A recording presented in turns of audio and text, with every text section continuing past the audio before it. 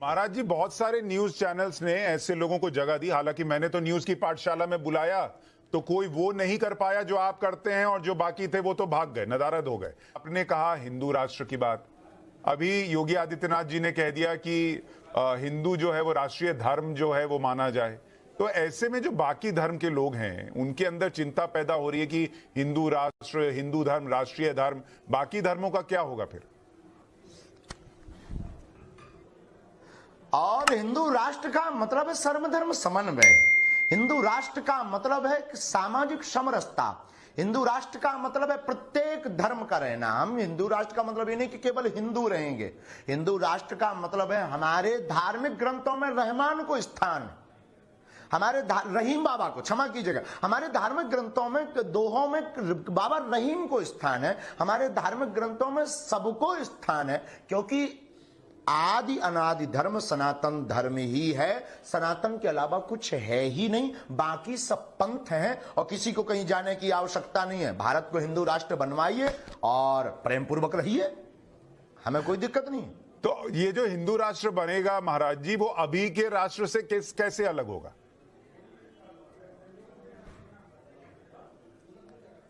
हिंदू राष्ट्र बनेगा नहीं, अभी के केवल भारत हिंदू राष्ट्र है, इसको घोषित करना है। रहेगी चीजें ऐसी, हिंदू राष्ट्र घोषित होगा तो भगवान राम जी रहेंगे। हाँ, कोई बुराई, कोई वैमनस्यता नहीं, कोई दंगा नहीं, कोई वैचारिक भेद नहीं, कोई पंथ भेद नहीं। आप इतना स्पष्ट बोलते हैं कि लोग घबरा जाते हैं। अच्छा, मुझे ये बताइए, अभी बीते कुछ दिनों में इतनी टेस्टिंग हुई है आपकी, उस टेस्टिंग का कोई प्रभाव पड़ा है आप पर? आपको लेकर कितने ही चैनल्स में मैंने देखा, मैजिशियन वगैरह भी आए, माइंड रीडर आए, वो सब देख रहे थे आपकी क्या हो रहा है? सांच को आंच नहीं, हमको ये दुख है, बस 1% दुख ये है, भारतीय ऋषि परंपरा को जादूगरी से तौलने का दुख है। हमारे हनुमान जी अष्ट सिद्धि नवनीत के दाता हैं। हनुमान जी महाराज पवन पुत्र हैं। हनुमान जी महाराज उड़कर के लंका गए, अब उसको भी जादूगरी से तौल देंगे। अब अगर कोई हमारे दरबार पर प्रश्न चिन्ह उठाता है तो हमारे दरबार में अगर कोई जादूगरी कहता है तो ये उसकी धूर्तता है, क्योंकि आदि कभी महर्षि वाल्मीकि जी की परंपरा से बागेश्वर बालाजी का दरबार चला है, आज का नहीं है, हम कोई नए नहीं हैं। महर्षि वाल्मीकि जी ने पत्र पर लिखकर रख दिया था कि जो लंका का राजा रावण है उसके विनाश के लिए भगवान अवतार लेंगे, सबरी के घर जाएंगे, उसका वध करेंगे, और एक एक बात सत्य हुई थी। वह उसी परंपरा के अंतर्गत हमारे दादा गुरु हमने दरबार प्रारंभ किया है, और वही पर्चे पर लिख करके रख देते हैं कि जिस हिसाब से आप चल रहे उससे ऐसा होगा। तो महाराज जी, आपको जादूगरी से तौलना, ऋषि परंपरा को जादूगरी से तौलना, ये देश का दुर्भाग्य है। महाराज जी, बहुत सारे न्यूज चैनल्स ने ऐसे लोगों को जगह दी। हालांकि मैंने तो न्यूज की पाठशाला में बुलाया तो कोई वो नहीं कर पाया जो आप करते हैं, और जो बाकी थे वो तो भाग गए, नदारद हो गए, वो वहां से कट लिए। लेकिन जब ये सब हो रहा था तो आप देख रहे थे, आपको लग रहा था ये क्या तमाशा चल रहा है न्यूज चैनल्स पर? हम बहुत ज्यादा देख नहीं पाते, परंतु हम सुन पा रहे थे। बीच बीच में हमको दिखाए जा रहे थे वीडियो कि ये इस प्रकार से देखो, उनकी एक सीमा है, हम उस कला के विरोधी नहीं, उनकी एक सीमा है। पर अध्यात्म आस्था ऋषि परंपरा एक अलग है। अध्यात्म परंपरा में कला की एक सीमा है, दरबार की कोई सीमा नहीं, असीमित है। आप अपनी कला से उसके मन में आप क्लू लोगे, फिर सोचवाओगे, फिर वो सोचेगा, फिर उसकी लिपसिंग देखकर, उसकी माइंड की फेस रीडिंग देखकर, फेस की एक्टिविटी देख करके आप नाम बता दो। आप समस्या नहीं बता सकते, आप समस्या का कारण नहीं बता सकते, आप उसके निवारण नहीं कर सकते, निवारण नहीं दे सकते, और बिफोर टाइम तो आप लिखकर नहीं रख सकते कि किसको उठाकर लाओगे, क्या उसकी समस्या होगी। अच्छा महाराज जी, आप इतना हिंदुओं को एक होने के लिए कह रहे हैं, मैं तो यहां देख रहा हूं हिंदू साधु संत ही एक नहीं हो पा रहे। अभी आज फिर अभी मुक्तेश्वरानंद जी ने आपके लिए कह दिया कि भाई कोई चमत्कार जैसी चीज नहीं होती, वो सबूत दें कि उन्होंने कितने कैंसर का इलाज किया है, कितने टीबी का इलाज किया वगैरह वगैरह। तो जब संत ही एक नहीं है तो भक्त क्या एक होंगे फिर? अब चूंकि वो हमारे सनातन धर्म के नियुक्त शंकराचार्य हैं, शंकराचार्य पर हमारी कोई टिप्पणी नहीं, सनातन धर्म पर और सनातनीय हिंदुओं पर हम टिप्पणी नहीं करेंगे। लेकिन आज जगतगुरु शंकराचार्य जी ने भी चमत्कार किया, परकाया प्रवेश का।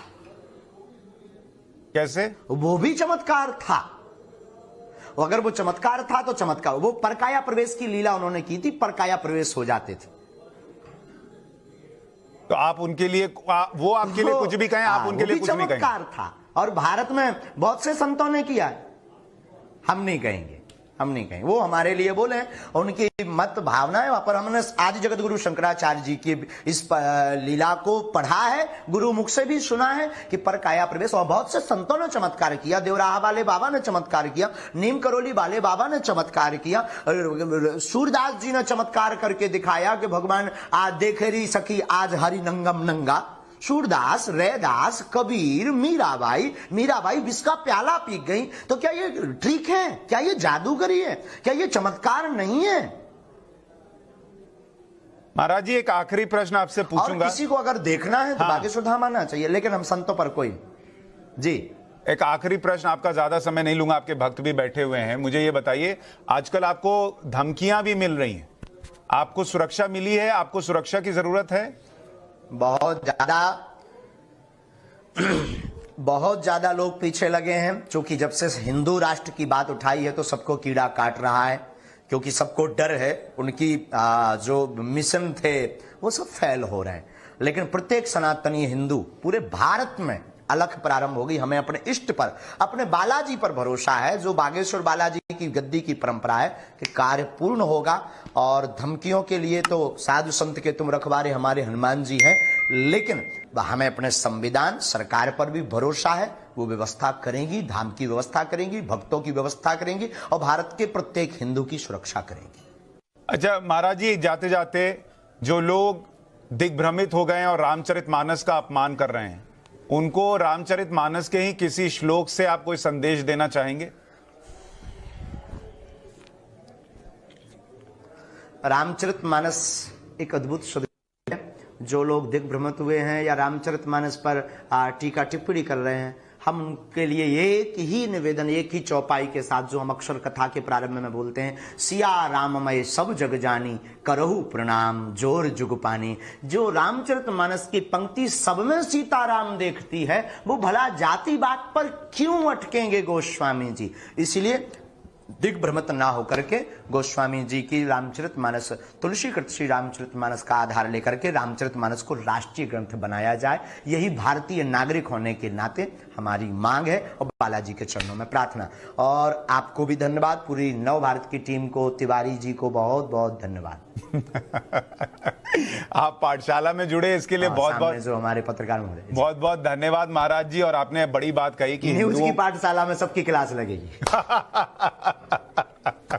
तो सबको आपने संदेश दिया है कि हिंदुओं को एकजुट होने की जरूरत है, वरना ऐसी साजिशें होंगी और उससे बचने की जरूरत है। और हिंसा की कोई जगह नहीं है हिंदू धर्म में, ये भी आज आपने याद दिलाया। बहुत बहुत धन्यवाद।